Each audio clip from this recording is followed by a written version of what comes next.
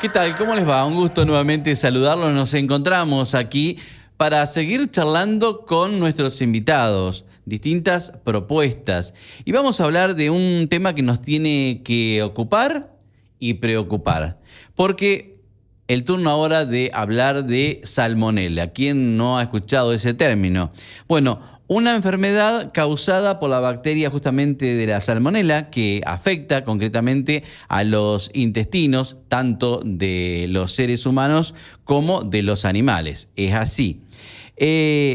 Una enfermedad bastante común y que muchas veces puede hasta pasar desapercibida, porque a veces los pacientes no piden atención médica. Pero de todo eso vamos a hablar con Lucía Patti. Ella es licenciada en nutrición y nos está acompañando. Lucía, un gusto saludarte. ¿Cómo estás? Buenas, ¿cómo estás? ¿Todo bien? Bien. Bueno, con esta presentación un poco nos vamos poniendo en clima de lo que vamos a estar hablando. Exacto.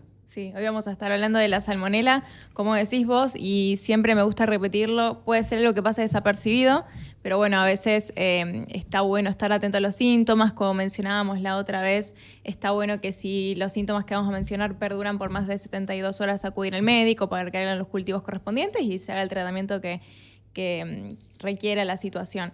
Así que es una situación que suele pasar desapercibida porque ¿quién no ha tenido alguna descompostura, sí, pensar tal cosa me cayó mal y demás? Y uno se deja estar. Generalmente son cosas que se resuelven a los pocos días. Sí. Pero bueno, hay que estar atentos. Y que a veces, en algunas ocasiones, no se llega a las 72 horas. Es a las pocas horas de haber consumido algún producto. Sí, no. Hablo por experiencia propia. Ajá. Una vez comí un lemon pie, por ejemplo, y a las 2 horas o menos las consecuencias aparecieron. Las consecuencias, no vamos a entrar en detalle. No Bien, no es conveniente. Sí, no, me refiero, los síntomas suelen aparecer muy rápido, sí, pero a las 72 horas que uno mantiene los síntomas, uno tal vez se deja estar pensando que se va a resolver y muchas veces no, y como suele cursar con diarrea, vómitos y demás, podemos llegar a una deshidratación y otras consecuencias peores que asistiendo al médico podemos resolver.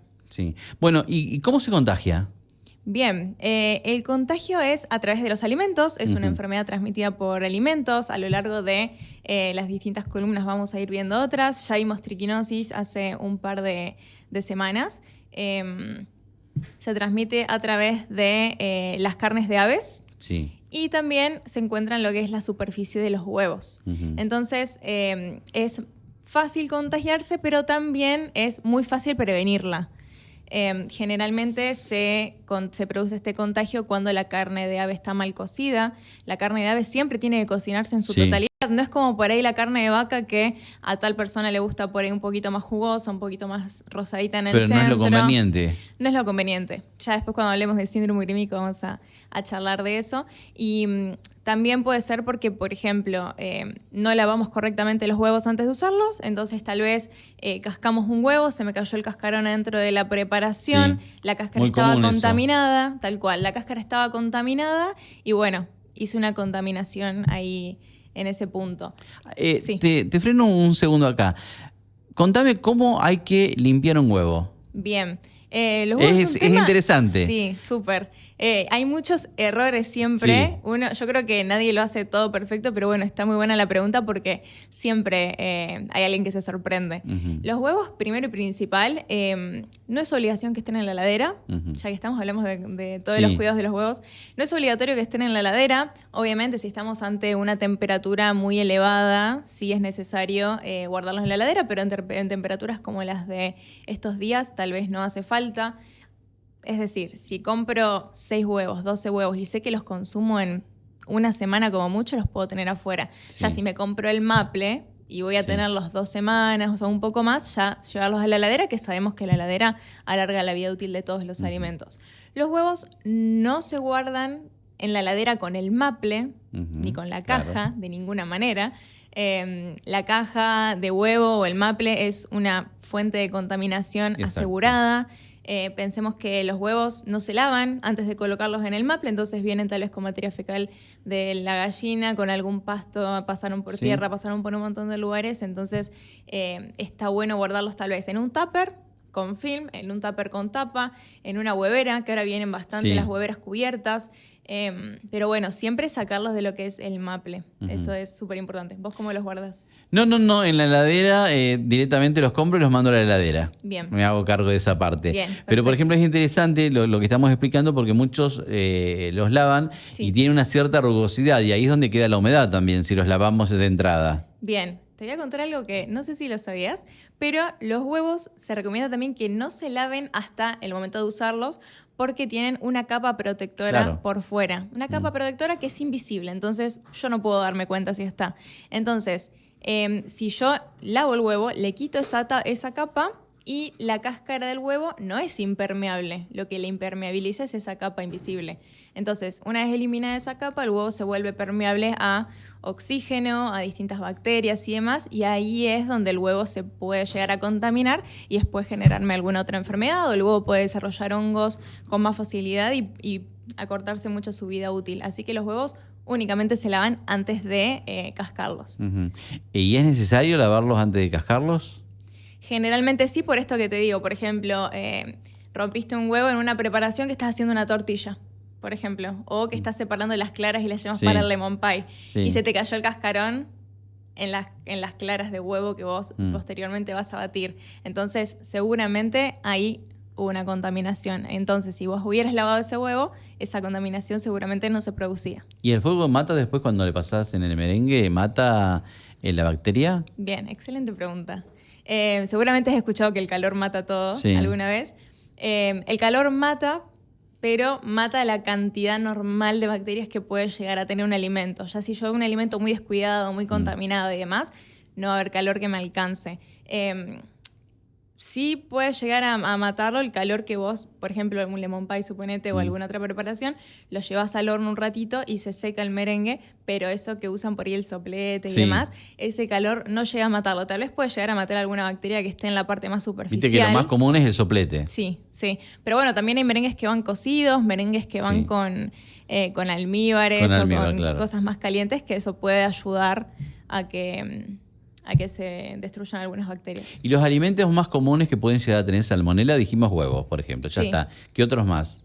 No, generalmente son los huevos, las carnes de aves y también mucho por lo que es contaminación cruzada. Por ejemplo, yo con tengo un cuchillo y corté el pollo y con el mismo cuchillo voy y corto una planta de lechuga que no la voy a cocinar.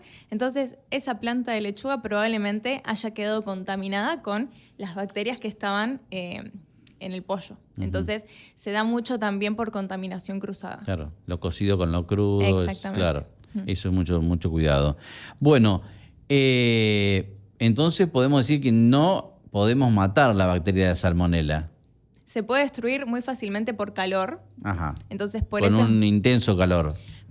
Es dentro de todo lo que son los distintos tipos de bacterias, esta es una de las más fáciles de destruir. Por eso es medio un pecado contagiarse con salmonela, porque es muy fácil de destruir. Y también, además de lo que es el calor, tenemos que estar muy atentos a la contaminación cruzada. Como decíamos, que es el contacto de lo crudo con lo cocido, no solamente por poner en la misma tabla pollo y después tomate, lechuga, lo que fuera, que es algo por ahí muy alevoso, sino por contacto con las manos, con algún utensilio, con algo que me quedó ahí dando vueltas. Con eso también puedo hacer una gran contaminación. Pero en lo que es temperatura, más o menos a los 65, 70 grados, que es la temperatura que suele empezar las cocciones, a esa temperatura se debería destruir. No debería pasar nada. Pero acuérdate que, como mencionaba recién, tiene que ser un alimento que no esté muy contaminado y que no tenga una alta carga bacteriana. Claro. Tiene que ser un umbral normal, digamos. Ataca los órganos, digamos, por eso es importante que estemos atentos a esto, porque ataca los órganos y, bueno, después puede llegar hasta que lleguemos a una diálisis. Bien. Eso es del síndrome urémico hemolítico.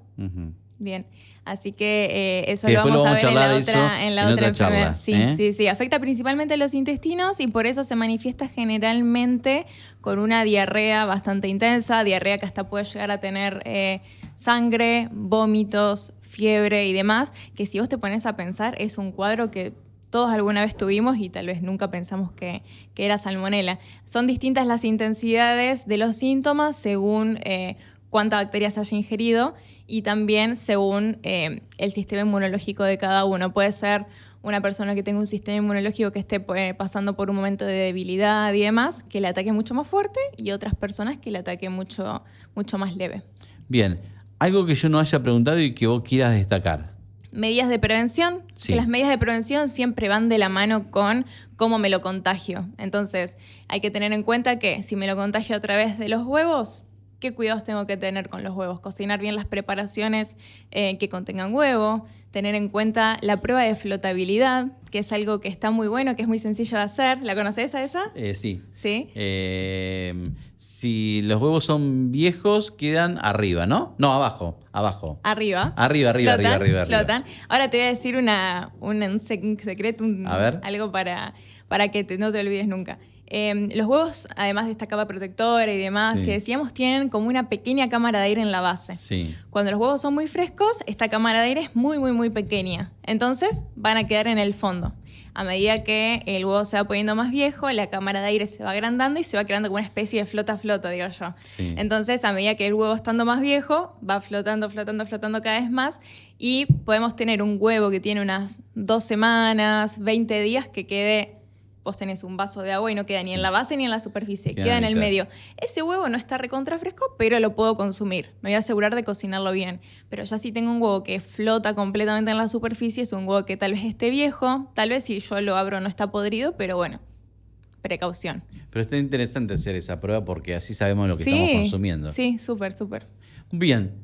Lo dejamos al tema por acá. Dale. Nos encontramos en una próxima para seguir un poco ahondando este tema. Vamos a hablar de síndrome urémico hemolítico. ¿Te parece? Bien, dale, nos vemos la próxima. Bueno, un gusto como siempre. Aquí estamos para informarlos en RB Noticias. Estuvimos hablando de salmonela. Nos vemos en una próxima. Gracias por elegirnos.